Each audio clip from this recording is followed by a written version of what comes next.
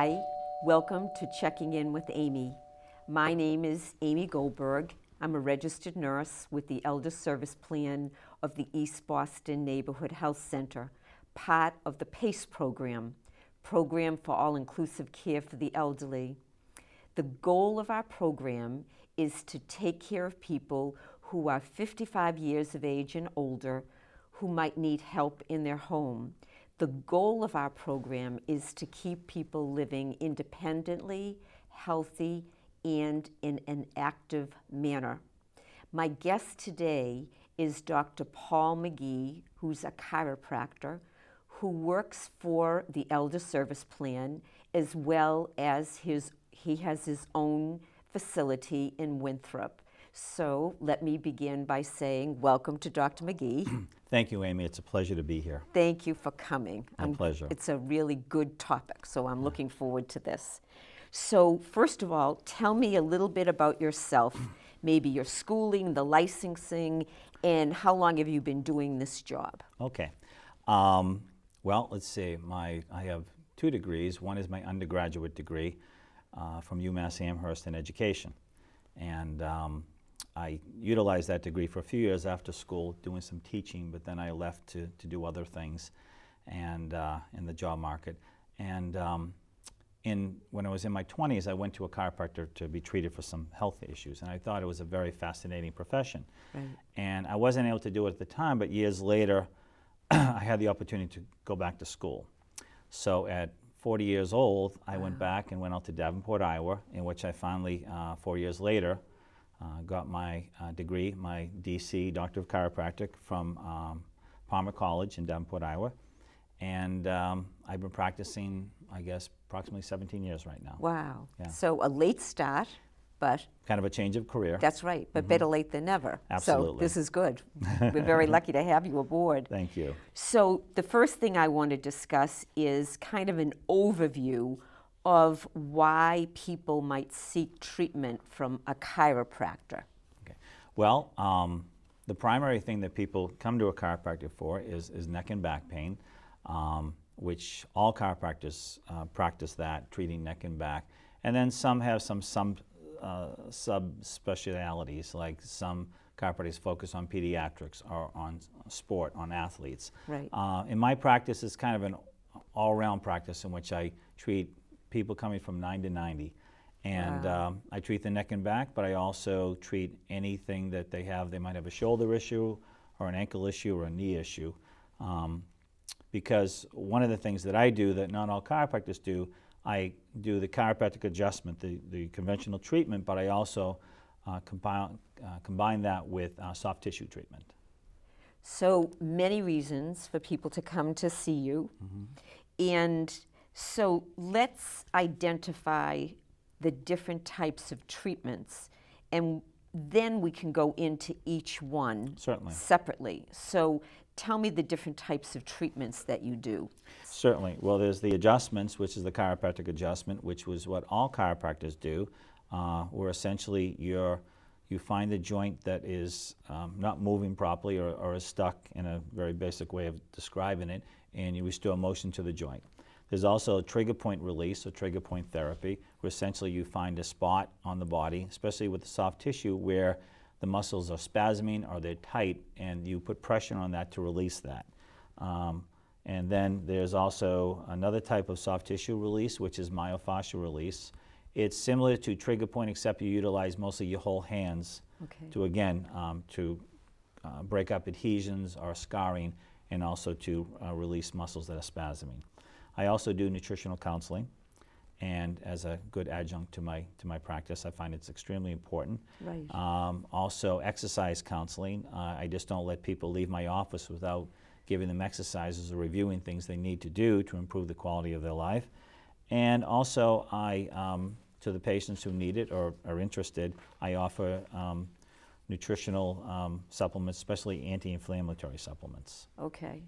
So, and all of this is natural substance. You don't prescribe medicine for people.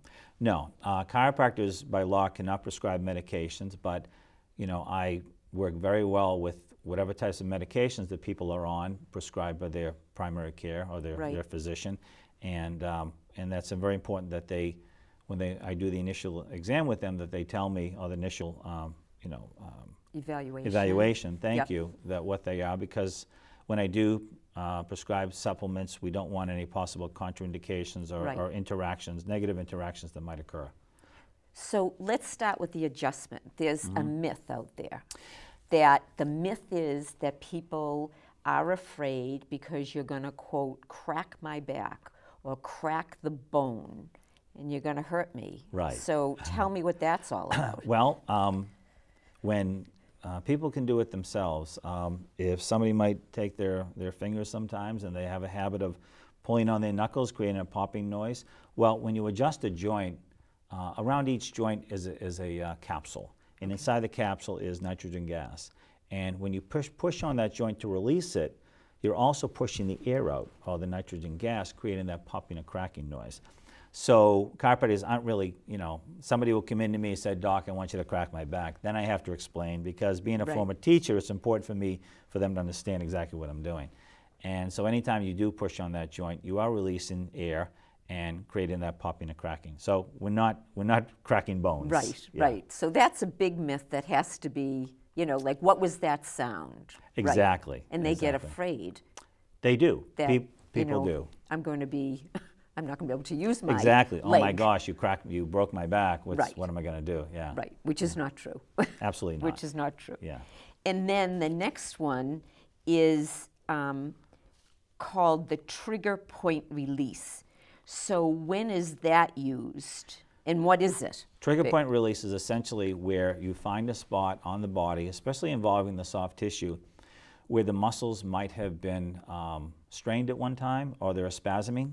And that could be, say, for example, in the upper back. A lot of people, who work in offices or on computers all day, they develop tightness on the upper back, where they develop adhesions, or the muscles start to spasm, this through inactivity. Well, putting pressure on those particular points will eventually, think of the muscles like a closed fist, and they're tight and they're spasming. Well, my philosophy in terms of trigger point is to put pressure on that, to release it, to open up the muscles, to relax the muscles, which increases range of motion, decreases pain, gets rid of toxins, things like that.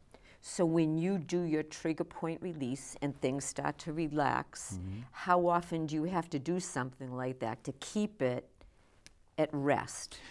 Well, it depends on the individual. Right. Sometimes, as we mentioned before, I do nutritional counseling as well as, exercise counseling. For example, somebody might come in and I realize that I can treat them and they feel better, but going back to their job is going to continue to come back. So Right. then I teach them certain exercises, especially stretching exercises, maybe some ergonomic changes in their Right. desk setting, things like that, to so that gradually, hopefully, that it doesn't happen that often. Right. Yeah. So I'm sure there are a lot of people who come to you with this hurts and then that hurt, and they can find the relief that they need through the chiropractic treatment. Yes, as we were saying before, I mean, people, I like to work with the different types of, health practitioners, primary care physicians, massage therapists, acupuncturists, Right. things like that. I feel that in this day and age, a kind of an integrative type of philosophy is Right. very effective for people. That's right. So now at our wellness center, we do have all these other disciplines as well as having you at our center. So we have acupuncture, chiropractic, massage, and Feldenkrais. So we have all of that available at no extra cost to the participant. So it's so good to see what you have to offer. The next thing, which I want you to show Okay. on me, if you would like, is what we call soft tissue release. So when is this used with these instruments, and how is it used? Well, this particular type of technique, soft tissue release, is called the Graston technique. And what it is we utilize, as you can see here, there's like, let's see, 1, 2, 3, 4, 5, 6. 6 different tools. These are stainless steel and beveled, and you use them on different parts of the body to either break up fibrous adhesions or scarring, that people might have either through their lifestyle, like for example, I mentioned before where somebody sits at a desk all day, Right. or they might have strained or torn muscles through physical activity, through work, or through sports. Right. And utilizing these different size tools, depending on the part of the body I'm going to use them on, Right. helps break up adhesions and, releases pain, increases range of motion, decreases toxins, things like that. Where would you use that one that you've got in your hand? For example, this one right here. Now, sometimes people, especially if they do a computer a lot, or Okay. in the old days, it was a typewriter all day, Right. which is essentially is a laptop is a keyboard is a typewriter. So if they're doing that all day, they might get a lot of tightness in their forearms and their arms, creating pain. Right. So, for example, if I can Yeah. show. Yeah. So if I'm I were to game. take your arm, now usually I have a cream here so it won't irritate the skin. Yeah. And I take this and I essentially rub it along. Now the nice thing about this technique is that the patient can feel it too. If they feel a lot of sand-like feeling underneath their Right. skin, they know that, oh, I have a problem, Right. and this will help relieve it. And over time, this will feel smooth. And when you know it feels smooth, then you Then know you're that good. you've done the job. And that doesn't hurt. No, no. It's something, it might cause a little bruising initially. Right. Because you're breaking up the fibers. You essentially are breaking up the fibrous adhesions and you're causing a little bruising, but that usually goes away in a day or two. Right. I like that. Yeah. That's not bad. So, any of these others, what is this for? This looks Oh, like. well, okay, this was, remember, this is what they call the activator. And when we were talking previously about different chiropractic types of adjustments, Yeah. besides using my hands manually to adjust people, to restore motion to the joints, I use the activator. And this is a spring-loaded, rubber-tipped device, which I find a spot on a patient that I would like to adjust, and I just set, I So can do do the this to setting. me. Well, it doesn't work right now. Okay. I'll tell you why, because I had a flood. Oh, okay. And I just had to order a new one. Okay. So this was underneath the water that was pouring from my ceiling. Okay. So right now, unfortunately, Well, now we normally, did it. We practiced it We in your did. office prior. We did. And it did not feel very painful. Yeah. So essentially, if I had a point here, was adjusting the hand, I would put it here. Just I'd make popped. the adjustment in terms of the intensity. I'd hit it, Yeah. and you just feel a little pressure. Right. Yeah. Right. And then this tool was used for. Well, there's, as I said, there are 6 All of different these ones, yeah. used for different body parts. For example, this is a pretty large device. We call that the bicycle handle. And this is used, say, for the legs or for the back, broader areas. Yeah. The smaller the tools, for example, this one would be used, say, for the hands or the fingers. Oh. Yeah, and they're all designed for different body parts. Okay. Mm-hmm. Okay. And so this is not invasive. It's just on your skin, Mm-hmm.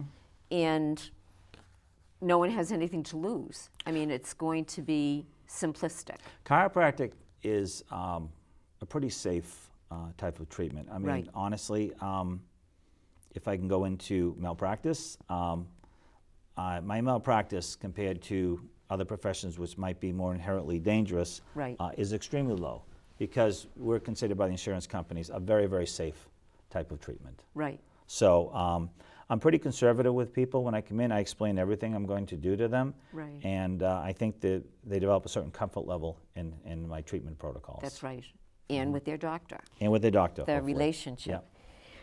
Let's talk now about the nutritional issues. What kind of suggestions do you give people about their nutrition? Well, this is something that I don't discuss this with all patients, but if they express an interest and they have certain issues, I'm always glad to talk to them about it. I find, especially in the American public, a lot of people have stomach issues. Right. We have a lot of processed foods. We have stress that can create stomach issues. For example, if someone has a stomach issue where they're having pain all the time or digestive issues, I might recommend what they call a probiotic, which is essentially they have different strains of bacteria in this product, which helps restore the good bacteria in the gut, creating more of a healthy gut and stomach. When we talked about say the people have a lot of trigger points in the shoulders and stuff, their muscles. Well, sometimes that could be a nutritional deficiency. So I might recommend magnesium, because most of us are deficient in certain nutrients, especially Right. magnesium. So taking magnesium can help relax the muscles. So that, along with my trigger point therapy, mind. So sometimes I use the nutritional counseling and the products I recommend as an adjunct to my treatment. And then it kind of goes right into what we mentioned before about exercise counseling. Absolutely. Being a former athlete and someone who still exercises on a regular basis, Good. I know how important it is for people not just to leave my office and not to make any changes in their life, but to me, I look at it in terms of treating them on a 24-hour cycle. Okay. You know, which a lot of primary cares do, activities of daily living, Right. which you're very familiar with that term. Yes. And so I find that if people aren't exercising, I try to recommend an exercise program. A lot of times it's specific to their region. If they have low back issue, I recommend certain stretching or strengthening exercises. Or if there's a neck issue, a lot of times I have people who are older who come in who at one point they might have strained their neck and they can't turn their head anymore. Mm-hmm. So I recommend certain exercise they do on a daily basis to restore that motion because they find they can't drive anymore. They come to me and they say, I'm 80 years old, I'm very healthy, but I can't drive because I can't turn. So a lot of times the exercises are specific to the patient. I try to tailor them to their needs. And it's all individualized. Absolutely. I think that's ideal. And then finally, I didn't know anything about this, so I really love learning. I learned from every one of my guests. So you told me about anti-inflammatory supplements. Yes. So I know we have a slide for that. Mm-hmm. So I'd like you to discuss when you use each one. Certainly. Be glad to. Okay. Okay. Well, some of the ones that I mentioned to you, Amy, before in our discussions was some of the major natural anti-inflammatories I utilize in my practice. I mean, I find that inflammation is a huge issue in people. I think it can cause and create or contribute to a lot of health issues. So besides helping to decrease inflammation in the body, these anti-inflammatories can help with digestion, can help with, keep, someone decrease their pain, things like that. I mentioned a few to you, for example, ginger. People can take a ginger supplement if they want more concentration, but I also recommend people can add ginger to their diet. I mean, when they're cooking, of course, we've all gone to the market and we picked up some ginger. You can slice it up and use it in soups or teas or things like that. Yeah. It's been used, a lot of these things I'm mentioning have been used for many, many years by Native Americans or different groups, Chinese or Indian medicine for thousands of years. Another one is bromelain. Bromelain is actually derived from pineapple. And it's you can take it two ways. You can take it as an anti-inflammatory, or if you want to take it to help your digestion, you can take it with your meal. And a lot of these are relatively inexpensive, but they're also extremely effective. And another one I mentioned was white willow bark. Now, white willow bark was used by, say, Native Americans for hundreds of years to treat colds, flus, aches, and eventually, like a lot of medications developed by drug companies, they took white willow bark and eventually converted it and developed aspirin. So the original premise that aspirin came from was from white willow bark. And then finally the fourth one I mentioned, which was fish oil, which I think there have been shown so many studies how effective it is in so many ways. Besides being a natural anti-inflammatory, it helps contribute to the heart, to your brain, things like that. So those are probably four of the main ones that I do recommend in my office. Well, this has been great. Yeah. So I think people need to have a takeaway, and I think what it should be is that chiropractic medicine is an adjunct to any type of treatment that they're getting. So it's worth it to come to see you and get an evaluation to see if there's anything that you can do to help them. So if people are interested, you work in Winthrop, Yes. Dr. McGee Chiropractic, and also as well for the Elder Service Plan. Absolutely. So thank you for being my guest. Well, I thank you, Amy. appreciate. It's been a pleasure. Thank you for inviting me. My pleasure. Yeah. So if you would like any more information about our program today, please feel free to give us a call at 617 568-6377. We also have a Checking In with Amy bag that we can send out information to you. And just to keep in mind that we service the areas of East Boston, Chelsea, Revere, Winthrop, and Everett, and we've expanded into Malden, Medford, Melrose, Stoneham, and Boston's North End. So, again, until we meet, please stay healthy, active, and independent. And I look forward to seeing you again. Bye now.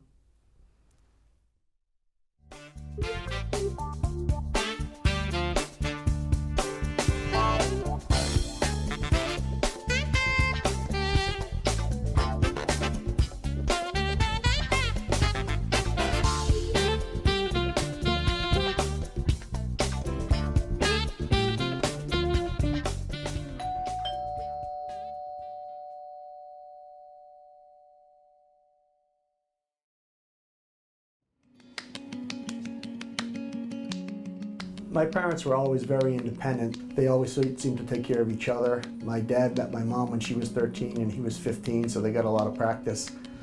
It was really difficult when they were faced with health challenges and started to need some help. It was also really hard on me and my brothers.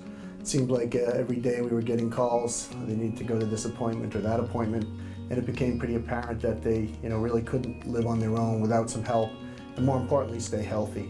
We're lucky to find the Elder Service Plan. Almost immediately after enrolling, we saw some real change for the positive. All their medical appointments were in the same location, including the prescriptions. If they did need to go to see a specialist, then transportation would take them, and that was a big relief for us.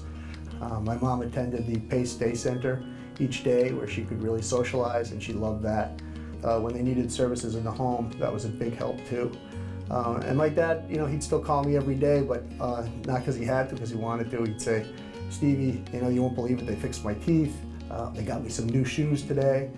Just brought some amazing stability to the family. I'll see you a little later today, okay? Okay. My name's Lucas Akerley. I'm the activities coordinator for the Elder Service Plan in Winthrop. Today we're doing active parachute games. We have a ball toss with some music. It's fun. Keeping active at ESP is part of our plan to keep you happy, healthy, and independent.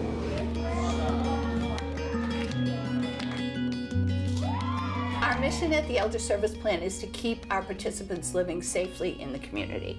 And we do that in a number of ways, the first being with the physician and the entire team to take care of the person medically.